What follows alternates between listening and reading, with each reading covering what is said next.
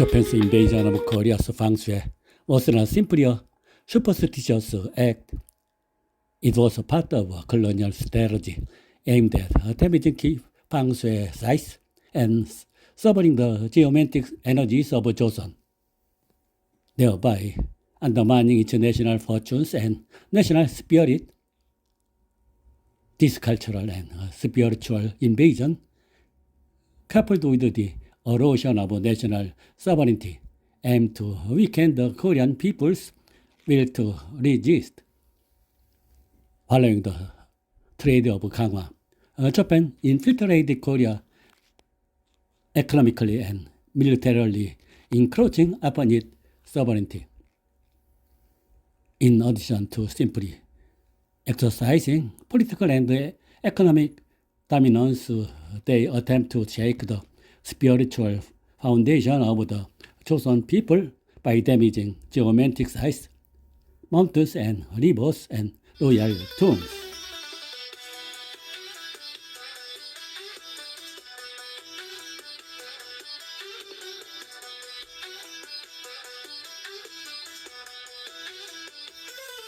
일제의 대한제국 참탈은 단순한 정치적 사건이 아니었습니다.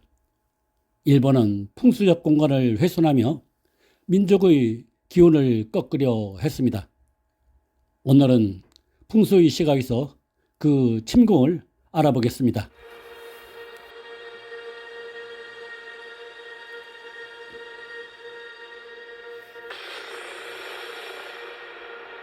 (1876년) 강화도 조약은 단순한 불평등 조약이 아니라 조선의 해안 측량권을 일본에 넘겨 풍수적 국경의 기운을 흔드는 첫걸음이었습니다.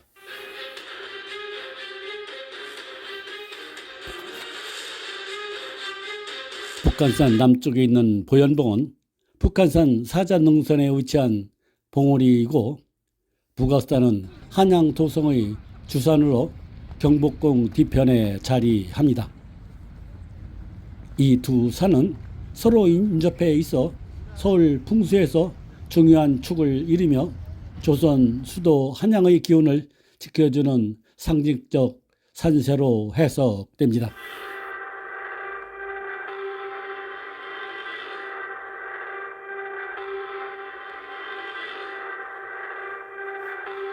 조선 건국 당시에 한양천도 논의에서 풍수는 중요한 기준이 되었으나 정도전 등 유교적 합리주의자들은 나라의 흥망은 땅이 아니라 사람에게 달려있다는 입장을 내세워 풍수의 정치적 영향력을 제한했습니다. 그러나 1970년대 이전까지 한국 일반인들은 풍수를 실질적 생활 지혜로 받아들였으며 집터, 묘지, 도시, 입지 등 삶의 중요한 결정에 풍수를 적극적으로 활용했습니다. 이는 단순한 미신이 아니라 자연과 인간의 조화를 추구하는 문화적 실천이었고 사회 전반에 깊은 영향력을 미쳤습니다. 또한 풍수는 단순한 이론이 아니라 복을 가져오고 불행을 막아주는 실천적 도구로 여겨졌습니다. 예를 들어 묘지를 잘 쓰면 후손이 번창한다는 믿음이 널리 퍼져 있었습니다.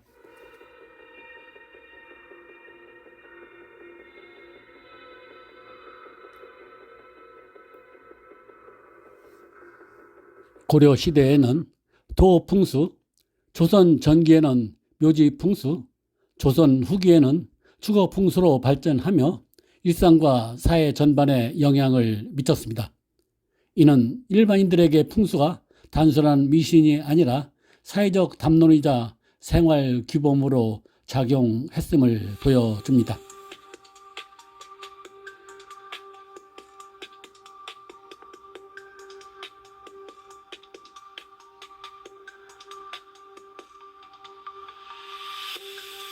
서구적 시각과의 충돌.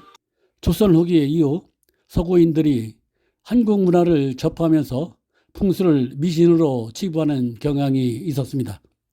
그러나 한국인들에게 풍수는 단순한 미신이 아니라 자연, 사상, 종교가 결합된 생활 문화로 자리 잡고 있었습니다.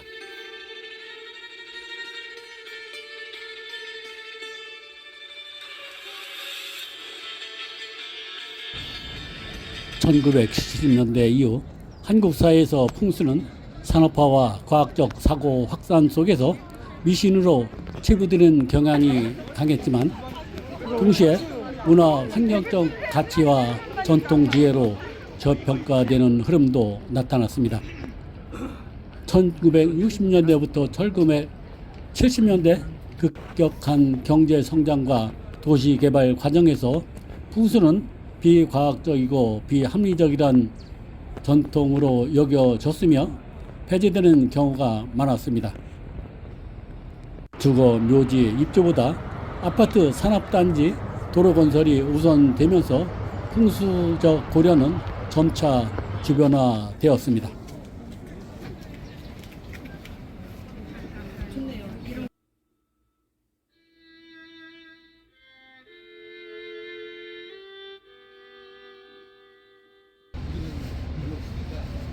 서구적 합리주의와 과학적 사고가 확산되면서 풍수는 미신으로 인식되는 경향이 강해졌습니다. 특히 학계와 정책 영역에서는 풍수를 전통 문화라기보다 비합리적 신앙으로 보는 시각이 우세했습니다.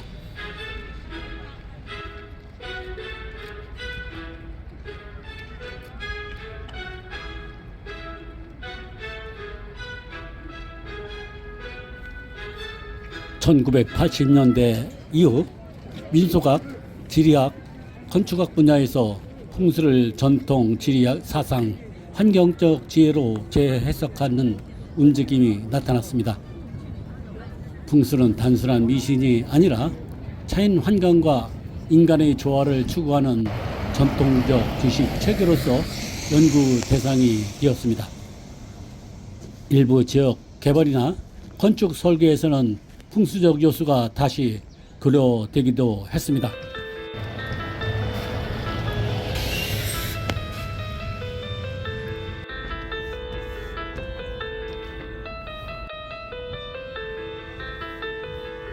(1990년대) 이후 풍수는 인테리어, 주거 환경, 심리적 안정과 연결되며 생활 문화적 요소로 재등장했습니다.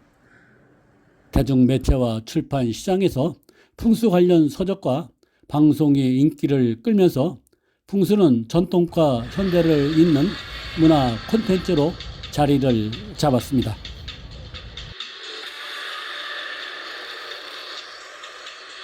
북한산 보현봉은 안능이 발달해 등산로가 험준하며 비탐방 구간으로 지정된 곳도 있습니다.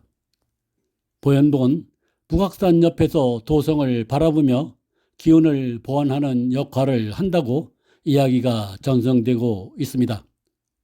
민간 풍수 담론에서는 보현봉이 버티고 있어 한양의 전기가 쉽게 꺾이지 않는다는 해석이 전해집니다. 북악산은 서울 종로구와 성북구 경계, 경복궁 북쪽에 위치하며 조선개국 시 수도 한양의 주산으로 설정되었습니다. 사신사 체계에서 북현무에 해당하며 도성의 배후를 든든히 지켜주는 산으로 평가됩니다.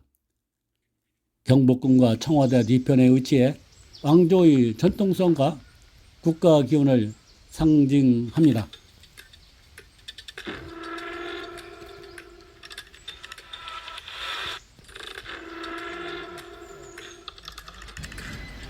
한양 도성 풍수에서는 북악산을 주산으로 삼고 남산, 인왕산, 낙산과 함께 사신사 체계를 완성합니다.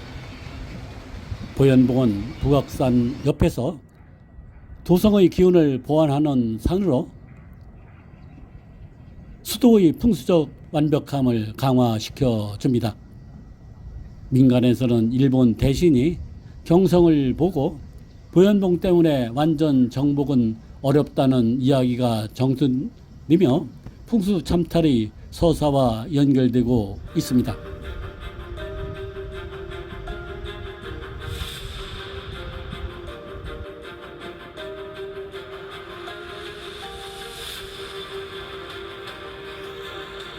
북악산은 한양 도성의 주산으로 국가 정통성을 상징하고 보현봉은 그 옆에서 수도의 기운을 보완하는 봉우리로서 서울 풍수에서 중요한 의미를 지닙니다.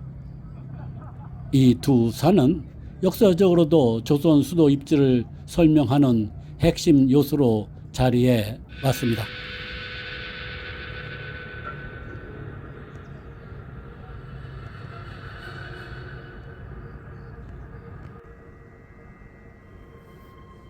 풍수는 조선 사회에서 국가와 왕조의 정통성을 뒷받침하는 중요한 사상 체계였기 때문에 이를 파괴하는 것은 곧 민족 정기를 꺾는 행위로 인식되었습니다.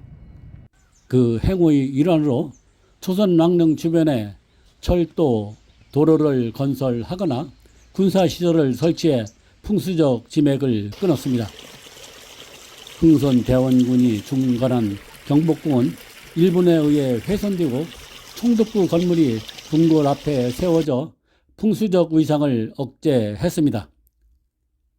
백두산, 한양, 도성 주변 산세를 군사적 요충지로 점령하거나 신성한 터에 관청 군사시설을 설치하였습니다. 서울의 도로망을 일본식으로 재편하여 풍수적 자청령 우백호의 균형을 깨뜨렸습니다.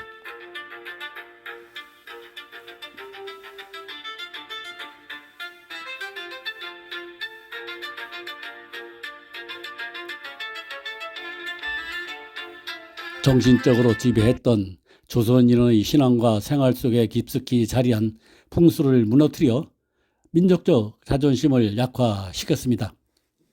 궁궐, 왕릉, 명산을 훼손하여 왕조의 정통성과 독립의지를 꺾으려고 하였습니다. 일본식 근대화라는 명목으로 전통적 풍수질서를 무시하고 식민지 지배를 문명화로 포장하였습니다.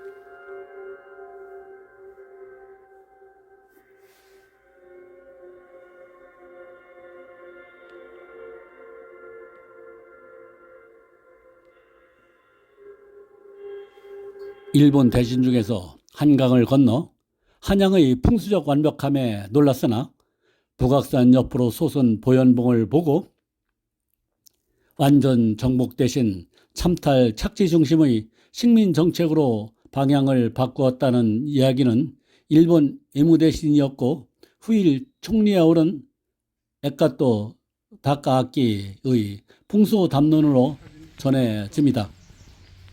그러나 이 같은 일화는 풍수 담론과 민간 구술에서 전송되는 이야기로 공문서, 정사, 당대 신문 등 1차 사료로 직접 확인되는 증거는 부족합니다. 그의 대조선 정책 관련 역할은 애무 총리로서의 식민지 통치의 큰 틀을 지시하고 정당화한 인물이라는 점에서 분명하지만 풍수 판단이 정책 변화를 직접 이끈 동기였다는 근거는 현재로선 제한적입니다.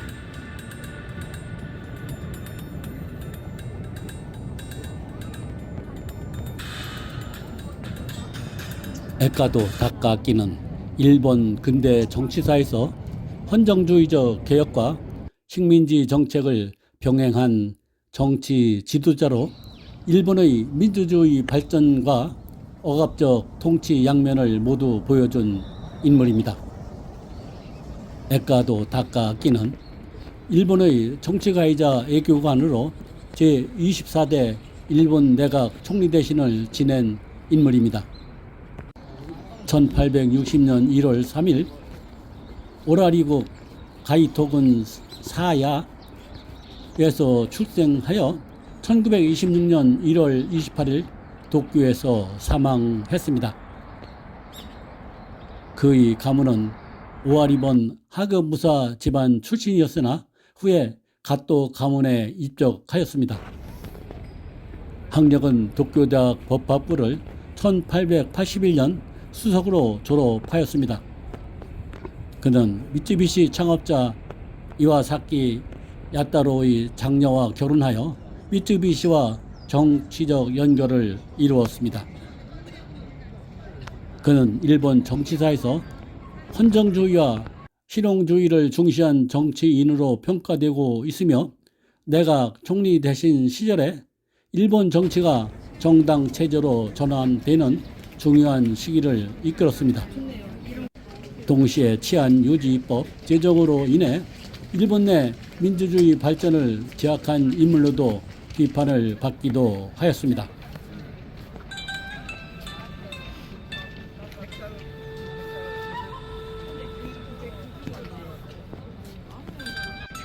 조선은 수도 한양을 북악산, 남산, 인왕산, 낙산 등 사방의 산세와 한강의 물줄기를 기반으로 한 풍수적 명당으로 인식했습니다.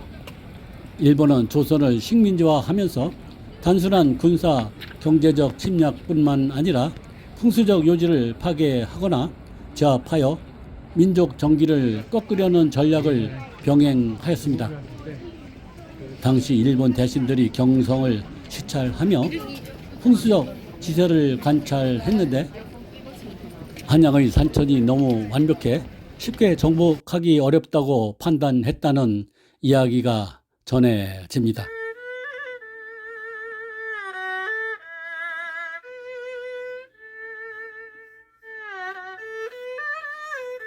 북악산 옆에 위치한 보현봉은 한양의 풍수적 균형을 상징하는 산으로 수도의 기온을 보완하는 역할을 한다고 그들은 판단하였습니다. 그러나 광화문 근처에 와서 일본 대신은 북악산 옆에 고개를 내밀고 있는 이 보현봉 끝의 봉우리를 보고 한양은 단순히 무너뜨릴 수 있는 도시가 아니라 정기를 흡수하거나 착취해야 하는 곳이라고 판단했다는 풍수적 해석을 했다고 전해집니다. 이 일화는 주로 가또 다카아키가 경성에 방문했을 때 풍수적 인식과 연결되어 언급됩니다. 그 일본의 대주선 정책에서 직접적 파괴보다는 참탈 착취 중심의 식민지 운영을 강조한 인물로 알려지고 있습니다.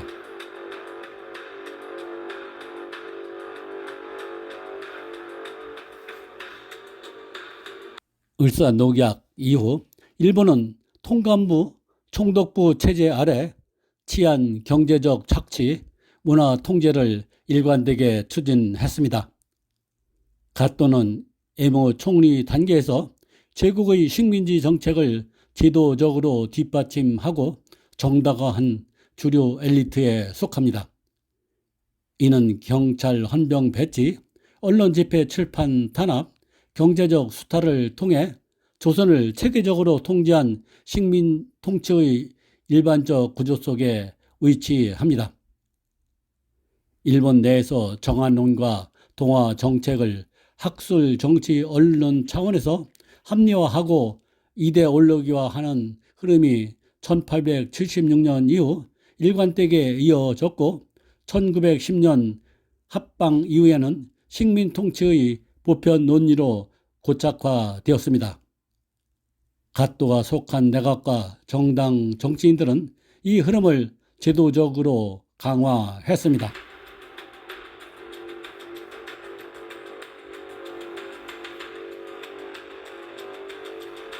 일본은 상징 공간을 제압했습니다. 총督부 건물 건립, 도로, 철도, 관통, 군사 관청 시설 배치 등은 근대화 명목 아래 조선 도성의 상징적 공간을 재구성해 통치 의상을 과시하고 종주권을 각인시키는 수단이었습니다. 이는 경찰 헌병 제도와 결합해 심리 문화적 지배를 강화했습니다. 식민 통치의 핵심 목표는 치안 확보, 경제적 수탈, 문화 통제였고 풍수 파괴나 상징 제압은 이를 보조하는 담론 실천으로 기능을 했습니다. 즉 풍수 자체가 단독 정책이라기보다는 통치 개발 명목 속에서 병행된 상징적 제압으로 이해됩니다.